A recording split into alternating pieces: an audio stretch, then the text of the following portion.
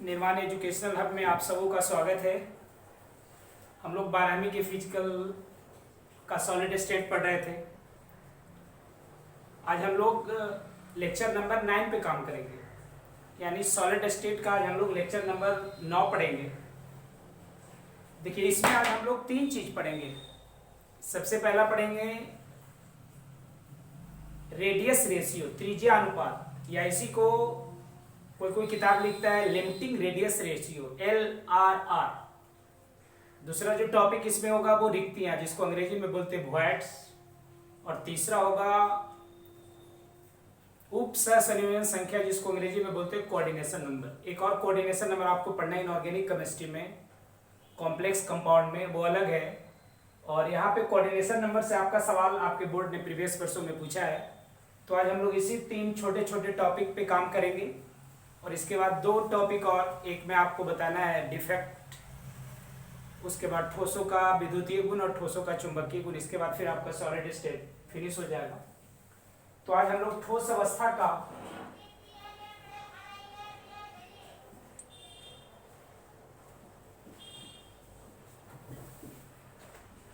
Lecture number 9 पे काम करेंगे। तो इसमें सबसे पहला जो टर्म हम लोग एक्सप्लेन करेंगे या डिफाइन करेंगे वो आपका है लिमिटिंग रेडियस रेशियो। देखिए आप क्या लिखते हैं, लिमिटिंग रेडियस रेशियो, या इसी को कोई किताब सिंपली लिखता है रेडियस रेशियो।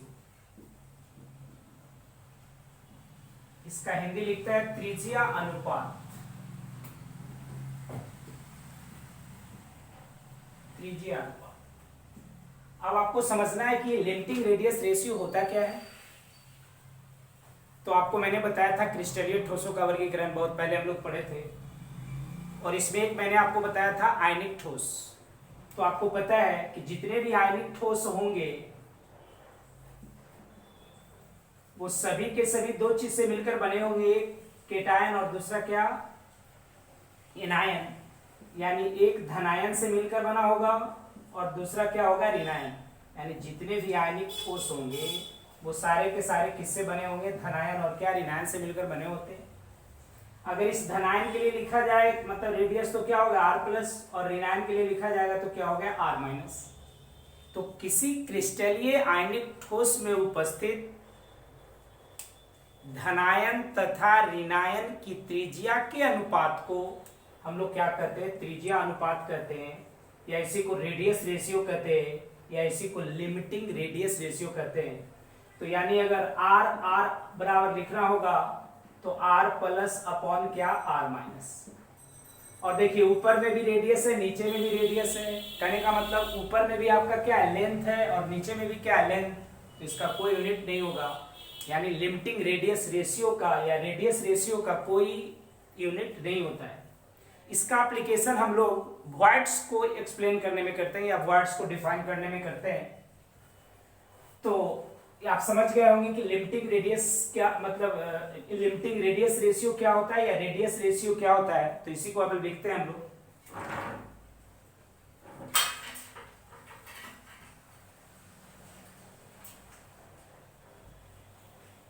तो देखिए इसको आगे काम कर रहे हैं हम लोग।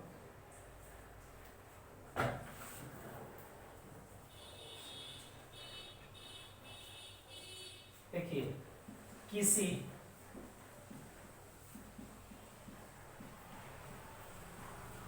क्रिस्टलीय आयनिक ठोस में उपस्थित धनायन की त्रिज्या तथा ऋणायन की त्रिज्या के अनुपात को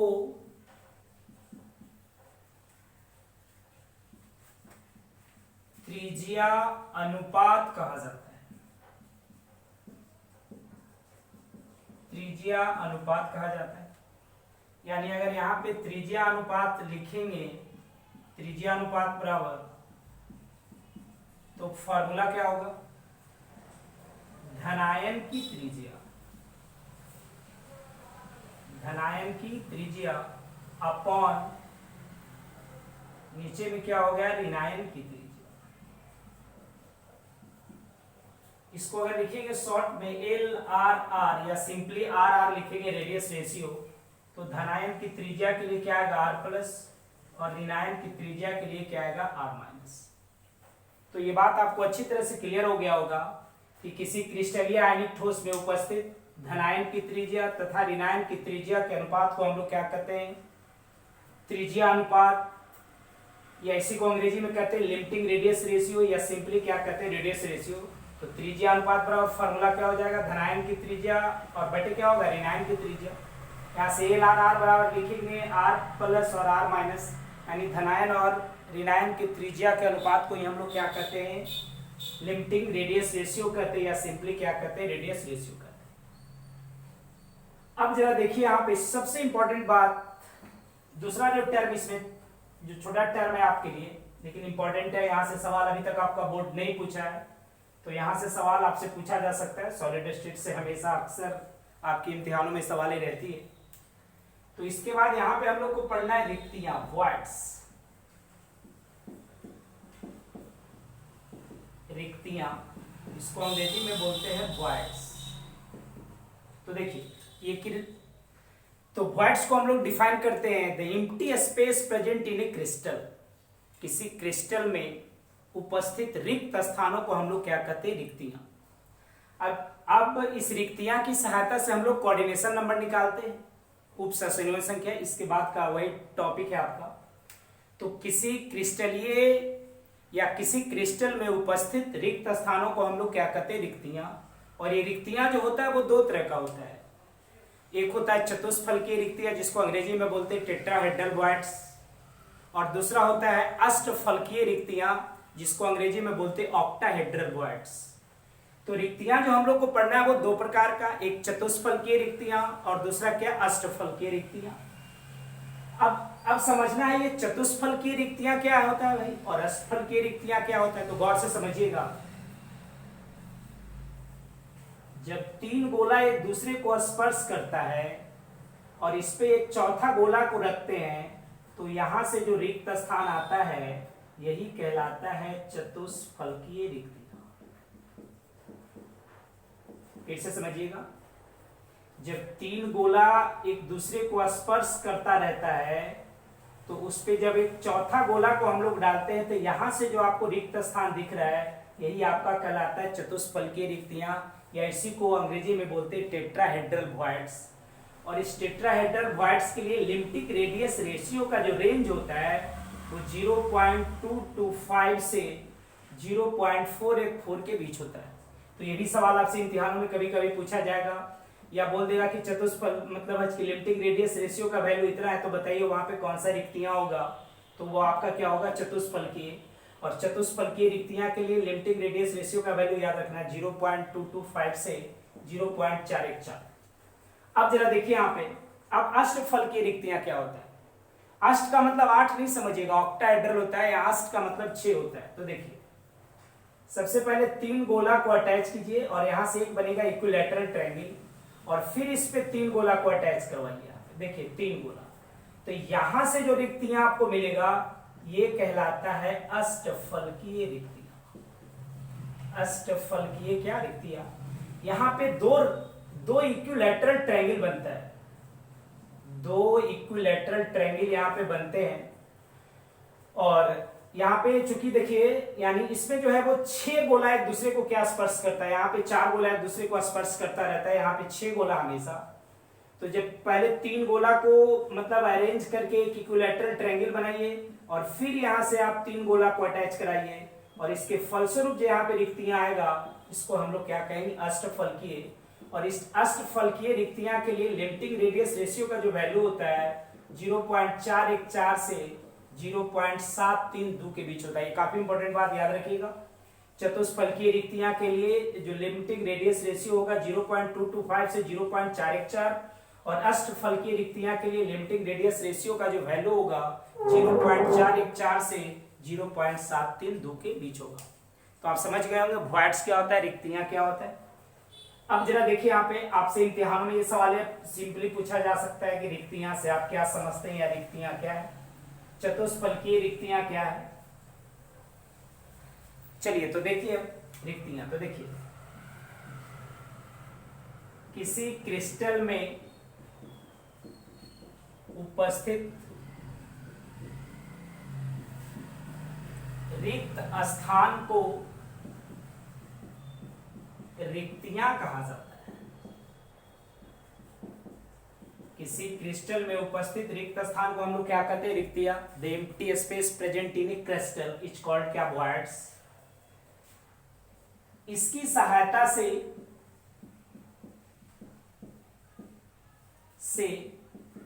उपसह संयोजन संख्या की गणना की जाती है। उपसह संयोजन संख्या की गणना की जाती है।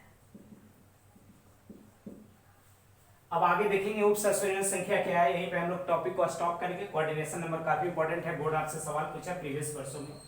अब ये जो रिक्तियां होती है वो दो तरह का, एक को हम लोग बोलते हैं चतुष्फलकीय, चतुष्फलकीय रिक्तियां,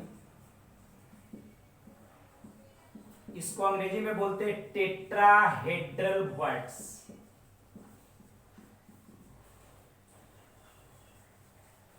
तो सिंपल बस ज्यादा नहीं इसमें लिखिएगा, इसके लिए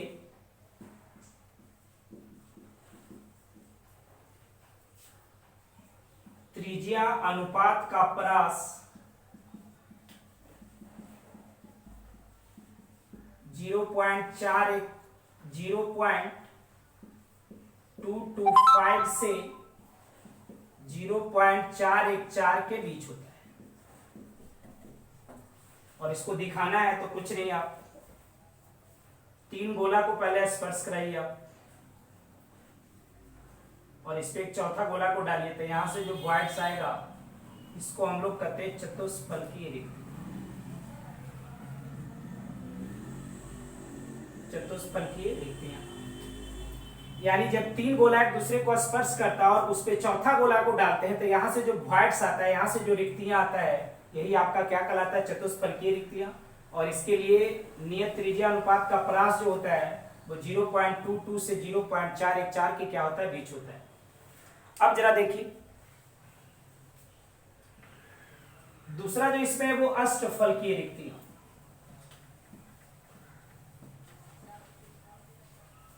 दूसरा जो रिक्तियां है वो आपका कहलाता है अष्टफलकीय रिक्तियां। अष्टफलकीय रिक्तियां, इसके लिए नियत त्रिज्या अनुपात का परास 0.414 से 0.732 के बीच होता है।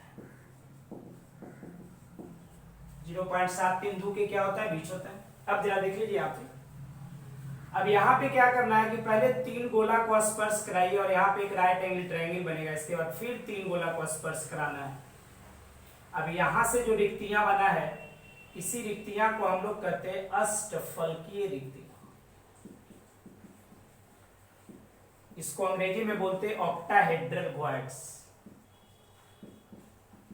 Octahedral voids. अब देखिए यहां से सवाल आपके बोर्ड में क्या आ सकता है, चतुष्फलकीय रिक्तियां और अष्टफलकीय रिक्तियां में क्या करें, अंतर स्पष्ट करें। तो चतुष्फलकीय रिक्तियां के लिए नियत त्रिज्या अनुपात का वैल्यू कितना, 0.225 से 0.225 से 0.414 के बीच। और अष्टफलकीय रिक्तियां के लिए नियत त्रिज्या अनुपात का परास 0.414 से 0.732 के बीच होगा। ये चतुष्फलकीय रिक्तियां कैसे बनता है, जब तीन गोला एक दूसरे को स्पर्श करता है तो उस पे चौथा गोला को रखने से जो रिक्तियां आता है उसी को हम लोग क्या बोलते हैं, चतुष्फलकीय। ये अष्टफलकीय रिक्तियां कैसे बनता है, तीन गोला को स्पर्श करा के एक बनाइए इक्विलैटरल ट्रायंगल समबाहु त्रिभुज, और उस पे फिर मतलब पुनः तीन गोला को चढ़ाते हैं और उसके फलस्वरूप जो रिक्तियां आता है उसको हम लोग क्या कहते हैं, अष्टफलकीय रिक्तियां कहते हैं। आगे हम लोग देखेंगे चतुष्फलकीय रिक्तियां के लिए कोऑर्डिनेशन नंबर का वैल्यू अगर पूछा जाए सिंपल स्ट्रेट फॉरवर्ड क्वेश्चन तो आंसर क्या होगा 4। और अष्टफलकीय रिक्तियां के लिए अगर पूछा जाए कोऑर्डिनेशन नंबर उप संख्या तो आंसर क्या हो गया 6। तो ये भी आप अंतर में मेंशन कर सकते हैं कि चतुष्फलकीय रिक्तियां के लिए उप संयोजन संख्या का मान कितना होता है 4 और अष्टफलकीय रिक्तियां के लिए उप संयोजन संख्या का मान कितना होता है 6। अब यहाँ पे सबसे इंपॉर्टेंट बात आपके लिए आ रहा होगा उप संयोजन संख्या। इस टर्म से बोर्ड आपके बोर्ड ने प्रीवियस वर्षों में सवाल पूछा है, बहुत सारे सवाल यहाँ पे पूछे जाते हैं तो ध्यान रखिएगा। इसको अभी हम लोग देख लेते हैं। तो देखिए उप सहसंयोजन संख्या, इसको अंग्रेजी में लिखते हैं कोऑर्डिनेशन नंबर। इसको हम लोग डिफाइन कैसे करते हैं तो देखिए इसका बहुत सारा डेफिनेशन है। अगर उप सहसंयोजन संख्या को सबसे सिंपली डिफाइन करना होता है तो हम लोग लिखते हैं कि किसी क्रिस्टल जालक में एक गोला जितनी अन्य गोलाओं को स्पर्श करता है। फिर से सुनिए, किसी क्रिस्टल जालक में या किसी क्रिस्टल में एक गोला जितने अन्य गोलाओं को स्पर्श करेगा वो उसका क्या कहलाएगा, कोऑर्डिनेशन नंबर। शॉर्ट में लिखते हैं C.N, कोऑर्डिनेशन नंबर। या इसको हम लोग ऐसे बोल सकते हैं कि एक रिक्तियां के चारों ओर उपस्थित, ये सबसे इंपॉर्टेंट डेफिनेशन है, एक ही कोई आप याद रखो, एक रिक्तियां के चारों ओर उपस्थित गोला की संख्या को हम लोग क्या कहते हैं, उप संयोजन संख्या। तो इसी को हम लिख देते हैं किसी क्रिस्टल में एक रिक्तियां के चारों ओर, एक रिक्तियां के चारों ओर उपस्थित गोला की संख्या उप सहसंयोजन संख्या कहलाता है। उप सहसंयोजन संख्या कहलाता है। या इसका एक परिभाषा आप और लिख सकते हैं कि एक रिक्तियां को जितना गोला सराउंड करता है, एक रिक्तियां को जितना गोला सराउंड करता है वो उसका क्या कहलाता है, उप सहसंयोजन संख्या। अब यहां से दो बात देखिएगा, चतुष्फलकीय रिक्तियां के लिए, चतुष्फलकीय रिक्तियां के लिए कोऑर्डिनेशन नंबर का वैल्यू, अगर सीधा क्वेश्चन आपसे पूछता है तो उसका कोऑर्डिनेशन नंबर कितना होगा 4। और अगर आपसे पूछता है कि अष्टफलकीय रिक्तियां के लिए, अष्टफलकीय रिक्तियां के लिए कोऑर्डिनेशन नंबर का वैल्यू अगर आपसे पूछेगा तो 6 होगा, 6 होगा। और ये एकदम स्ट्रेट फॉरवर्ड सवाल आपके इम्तिहानों में रहती है कि चतुष्फलकीय रिक्तियां के लिए कोऑर्डिनेशन नंबर का वैल्यू कितना 4 और अष्टफलकीय रिक्तियां के लिए कोऑर्डिनेशन नंबर का वैल्यू कितना 6। अष्ट है तो कभी 8 से कंफ्यूज मत होइएगा, ये हमेशा क्या होगा 4 ही होगा। अब जरा देखिए इसके बाद एक मैं छोटा सा यहाँ पे आपको टेबल बना रहा हूं, उस टेबल को याद रखिएगा। यहां से सीधा स्ट्रेट फॉरवर्ड सवाल रहता है, सीधा स्ट्रेट फॉरवर्ड सवाल आपके इम्तिहानों में रहता है। और उसके बाद आपके बोर्ड ने क्या सवाल यहां से निकाला उसको हम लोग डिस्कस करेंगे। तो देखिए यहाँ पे आपको मैंने पढ़ाया SCC, आपको मैंने पढ़ाया BCC, सब याद है आपको, आपको मैंने पढ़ाया FCC, आपको मैंने पढ़ाया CCP और आपको मैंने पढ़ाया SCP, ये सब आप जानते हैं। तो अगर देखिए यहाँ पे, तो अगर SCC के लिए कोऑर्डिनेशन नंबर बोलेगा तो आंसर होगा 6, याद रखिए इसको आप, एकदम स्ट्रेट फॉरवर्ड है, सीधा इसको आप याद रखिए। BCC के लिए पूछेगा तो कितना होगा 8, FCC के लिए पूछेगा तो 12, CCP के लिए भी 12 और SCP के लिए भी क्या होगा 12। ये टेबल आपके एग्जाम के पॉइंट ऑफ व्यू से काफी इंपॉर्टेंट है, यहाँ से सीधा सवाल रहता है। आपके बोर्ड ने भी शायद सवाल पूछा है SCP का कोऑर्डिनेशन नंबर कितना होगा, तो आंसर क्या हो गया 12, CCP का भी कितना 12 है ना, FCC का भी कितना होगा 12, BCC का 8 और SCC का 6। अब यहां से एक और सवाल पूछा गया है, आपके बोर्ड ने प्रीवियस वर्षों में सवाल पूछा 3-4 साल पहले, काफी इंपॉर्टेंट सवाल। वहां पे कुछ क्रिस्टलीय आयनिक ठोस दिया गया और उसमें आपसे पूछा गया, देखिए यहाँ पे लिख देते, इसको रहने देते, कुछ महत्वपूर्ण आयनिक ठोस में उपस्थित धनायन तथा ऋणायन की उपसह संयोजन संख्या।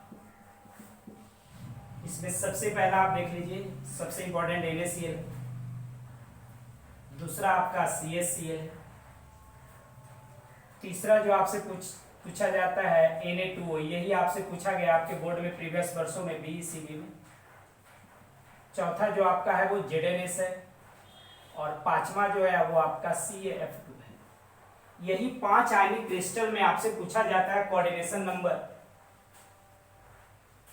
यही 5 में आपसे क्या किया जाता है, पूछा जाता है। तो NaCl में देखिए आपका क्या है, Na प्लस होगा और क्या होगा, Cl माइनस। अगर इसका कोऑर्डिनेशन नंबर पूछेगा तो 6 होगा, और इसका कोऑर्डिनेशन नंबर पूछेगा तो 6 होगा। CaCl किससे मिलके बना है, Cgm प्लस और Cl माइनस। अगर Cgm प्लस का कोऑर्डिनेशन नंबर पूछेगा तो 8 होगा, और Cl माइनस का कोऑर्डिनेशन नंबर पूछेगा तो क्या होगा, 8 होगा। Na2 में देख लीजिए आराम से, ये कैसे टूटेगा, 2Na प्लस और O2 माइनस। यहाँ पे पूछा है सोडियम प्लस का कोऑर्डिनेशन नंबर क्या होगा, 4, और O2 माइनस का पूछेगा कोऑर्डिनेशन नंबर तो क्या होगा, 8 होगा।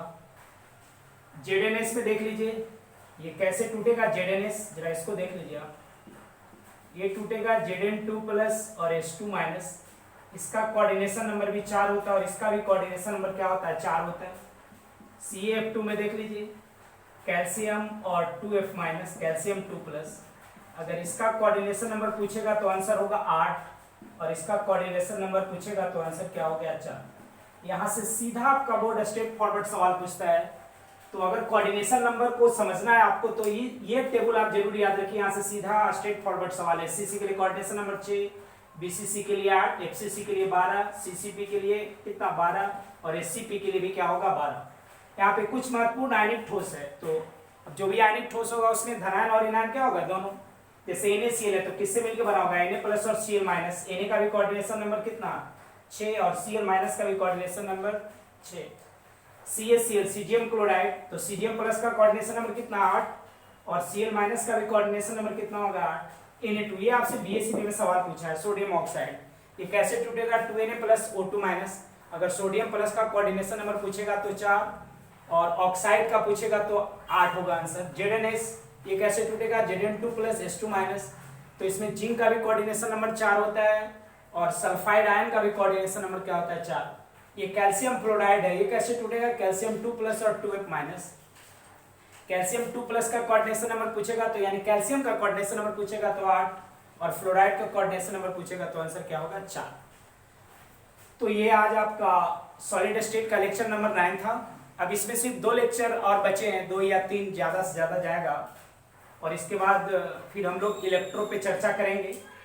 तो आज जो हमने 3 टॉपिक पढ़ा, पहला लिमिटिंग रेडियस रेशियो, दूसरा वॉइड्स और तीसरा कोऑर्डिनेशन नंबर, ये तीनों आपको अच्छे से समझ में आया होगा।